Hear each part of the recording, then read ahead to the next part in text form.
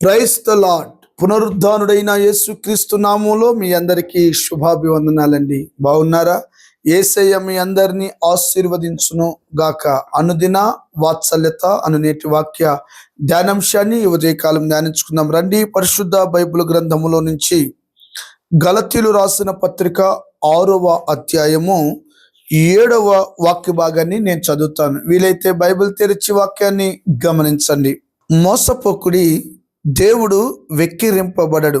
మనుష్యుడు ఏమి విత్తునో ఆ పంటనే కోయును.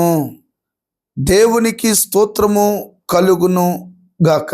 దైవజనమా, చదవబడిన ఈ వాక్య భాగంలో అపోస్తుడైన పౌలు ఈ గలతీ సంఘానికి, అక్కడున్న విశ్వాసులకు, అప్పుడున్న పరిస్థితులను బట్టి పరిశుద్ధాత్మ దేవుడు మాట్లాడుతున్న ఒక నగ్న సత్యం. ఆయన వాక్కు జీవము కలిగింది, సత్యమైనది గనుక, తరతరాలు నిరంతరము ప్రభావం కలిగినది గనుక, శక్తి కలిగినది గనుక, వర్తమాన భూత భవిష్యత్ కాలంలో ఉద్దేశించి మాట్లాడే దేవుడు గనుక ఏమని అక్కడ ప్రస్తావించాడంటే, ఒరేయ్ మనుష్యుడా, నువ్వు అనుకుంటున్నావు నేను చేసే పాపం ఎవరో చూడడు అని. ఓ మనుష్యుడా, నేను చేస్తున్న అక్రమాలు ఎవరు చూడట్లేదు అని, నేను ఆడుతున్న అబద్ధాలు ఎవరు చూడరు అని, నేను చేస్తున్న రాజకీయాలు ఎవరు చూడరు అని నువ్వు అనుకుంటున్నావు. 4 గోడల మధ్యలో చేసే కార్యక్రమాలు ఎవరు చూడగలరు? ఏమండి, ఒక దినాన ఈ ఇటుకలు సాక్ష్యం చెప్తాయని వాక్యం చెప్తుందండి. మనుష్యుడు ఏమి విత్తునో అదే తిరిగి మరల కోస్తాడంట. ఎంత చక్కటి మాట! మనుష్యుడు ఏమి విత్తునో ఆ పంటనే కోయును. దేవుడు వెక్కిరింపబడడు, మోసపోకుడి, జాగ్రత్త. చాలా మందిని దేవుడిని అంటారు. దేవుడు అనేవాడు ఉన్నాడా? అసలు వెర్రివాడేమో దేవుడు. ఆపొచ్చుగా ఈ రాజకీయాలు. దేవుడు అనేవాడు ఉంటే ఈ వైన్ షాపులు ఇవన్నీ ఏంటి? కార్ఖానా ఆపొచ్చుగా చెడు. దేవుడికి ఒక నిమిషం కాదండి, ఒక సెకండ్ చాలు.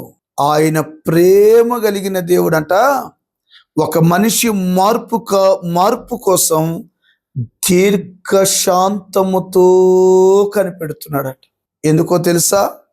నువ్వేదో వీరుడవు సూర్యుడవు అని కాదు, దేవుని ప్రతిబింబంగా ఉన్నావు గనుక ఆయన నిన్ను తన స్వహస్తములతో చేసి ఒక తల్లి గర్భములో నుంచి భూమి మీదకి నిన్ను తీసుకొచ్చాడు గనుక నిన్ను విడిచిపెట్టలేక, నిన్ను మరిచిపోలేక నీ పట్ల ఆయన దీర్ఘశాంతము వహిస్తున్నాడు. దేవుని బిడ్డలారా, ఆ కింద మాటను చదివితే, మనము మేలు చేయుట యందు విసుకక యుందుము, మనము అలయక మేలు చేసితేమేనని తగిన కాలమందు పంట కోస్తాం. మేలు చేయిస్తూ ఉండాలి. విశ్వాసులకు మేలు చేయాలి, సంఘానికి మేలు చేయాలి. ఈ రోజున చాలా మంది సేవకులకు కీడు చేసేవాళ్ళు లేరా? మేలును అనుభవించి కీడు చేసేవారు ఉన్నారు. సంఘానికి వస్తూ విశ్వాసుల ద్వారా మేలును పొంది కీడు చేసేవారు ఉన్నారు. వాక్యం చెప్తున్న నగ్న సత్యం. మనుష్యుడు ఏమి విత్తునో ఆ పంటనే కోస్తాడు కదా. ఈ రోజున నీ ఆశీర్వాదం నీ చేతుల్లో ఉన్నదనే సత్యాన్ని గుర్తించాలి దేవుని బిడ్డలారా. బైబిల్లో మీరు చాలా మందిని గమనిస్తే, వారి జీవితంలో ఏదైతే చేశారో తిరిగి మరలా అదే వారు కోశారు. వేప చెట్టు విత్తనం వేసి మామిడి చెట్టు వస్తుందంటే నమ్ముతావా? బత్తాయికాయ చెట్టు వేసి యాపిల్ పండు వస్తుందంటే నువ్వు నమ్ముతావా? అది కుదరదు కదా. ఏ విత్తనం వేస్తావో అదే చెట్టు వస్తుంది కదా. మరి నువ్వు కీడు చేస్తే కీడు అనుభవిస్తావు, మేలు చేస్తే మేలు అనుభవిస్తావు. దేవుడు నీతిమంతుడు, న్యాయవంతుడు గనుక మనుష్యుడు ఏమి విత్తునో అదే కోస్తాడు బిడ్లారా. అందుకనే నేనేమంటానంటే, ఇప్పటి వరకు మందిరానికి వెళుతూ దేవుణ్ణి కలిగి ఉండి కీడు చేస్తున్నావేమో, నీ జీవితంలో అదే అనుభవిస్తున్నావు. నీ జీవితంలో మేలు అనేది మర్చిపోయావు. ఆ మధ్య ఒక దైవజనుడు చెప్తే నేను విన్నా. అది ఒక పట్టణం, అదొక పల్లెటూరు గ్రామం. ఇంటి పక్కన 2 వ్యక్తులు తరచుగా గొడవ పడడం వలన ఒకరోజు గొడవ పడుతున్న ఆ వ్యక్తి ఊరెళ్ళిపోయాడంట. ఇతగాడు గమనించి వాళ్ళు లేరు కదని ఆ యొక్క గుడిసెలో ఉన్న గేదెల దగ్గరికి వెళ్ళి, ఏమండి, పెట్రోల్ పోసి ఆ గేదెను తగలబెట్టేశాడు. 2 రోజుల తర్వాత వచ్చి చూస్తే గేదె కాలిపోయి చనిపోయింది, బూడిదైపోయింది.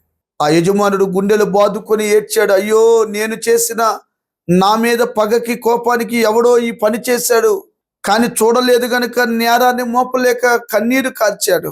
ఒక 5-6 సంవత్సరాల తరువాత ఎవడైతే శత్రువు కాల్చివేశాడో తన కుమారుడికి వివాహం చేసి చక్కటి భార్య గర్భవతి హాస్పిటల్కి వెళ్తే ఒక చక్కటి కుమారుడికి జన్మనిచ్చిందని డాక్టర్ చెప్పాడు. కానీ ఆ డాక్టర్ గారు విచారంగా ఉండడం ఈ తండ్రి గమనించి కాల్చివేసిన కుమారుడు అంటాడు, అయ్యా ఏంటి మీరు డల్లుగా ఉన్నారు, నా బాబు ఎలా ఉన్నాడు? అయ్యా పుట్టింది మగపిల్లోడే కానీ మీరు సంబరాలు చేసుకుంటున్నారు. కానీ ఒక చిన్న మాట, ముఖము శరీరము గేదె రూపంలో పుట్టాడు.